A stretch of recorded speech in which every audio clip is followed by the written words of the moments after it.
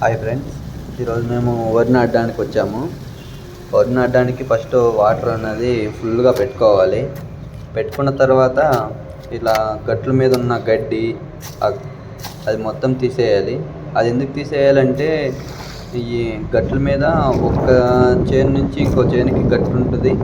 ఆ గట్టు మీద ఆ గట్టులో ఎలుకలు, పాములు, బొక్కలు పెట్టి వాటర్ అనేది మొత్తం పాటు చేస్తుంటాయి. సో గడ్డి మొత్తం తీసేసి లెవెల్ చేసుకోవాలి. తర్వాత ట్రాక్టరు లేదా ఎద్దులతో దున్నుకొని చేను మొత్తం ఒక లెవెల్గా చదును చేసుకోవాలి ఫుల్ వాటర్తోనే.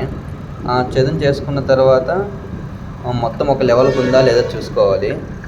ఇక్కడ ఫస్ట్ ట్రాక్టరు బాగా లెవెల్ చేసింది. తర్వాత మా తాతయ్య గారు వచ్చి లెవెల్గా లేదు అని చెప్పిన దానికి డ్రైవరు మళ్ళీ చదును చేశాడు కోపంతో. తర్వాత చదును బాగా చేసేసాక మనము చూసుకోవాలి ఇంకోసారి కరెక్ట్గా ఉందా లేదా అని. తర్వాత మా నాన్నగారు ఎరువు కలిపితే మా అన్న, మా తాతయ్య గారు చల్లడం స్టార్ట్ చేశారు. ఆ చల్లేటప్పుడు చూసుకోవాలి కరెక్ట్గా ఒక్కొక్కరు ఎంతెంత వరకు చదువుతున్నారు అనేది. చల్లేసి తర్వాత నెక్స్ట్ ఇంకోసారి చల్లుకోవాల్సి వస్తుంది. ఇలా చల్లుకున్న తర్వాత వరి నార అన్నది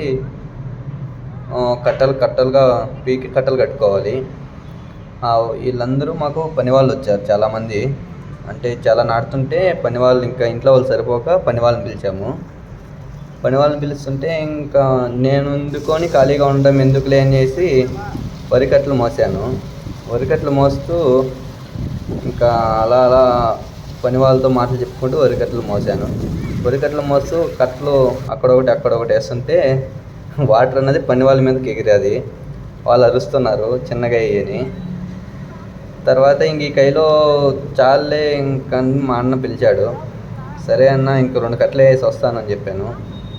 తర్వాత వేసి పోతే ఇలా కాదులే అని చెప్పేసి మన వల్ల కాదులే, మనం ప్యాంటు షర్ట్ వేసుకున్నాము అని చెప్పేసి మా తాత నువ్వు బురదలోకి దిగద్దులే అని చెప్పేసి ఇంక మా తాత వేయడం స్టార్ట్ చేశాడు. నేను దగ్గర వేస్తున్నాను అని చెప్పి నువ్వు వేయకు నేను వేస్తాను అని చెప్పాడు.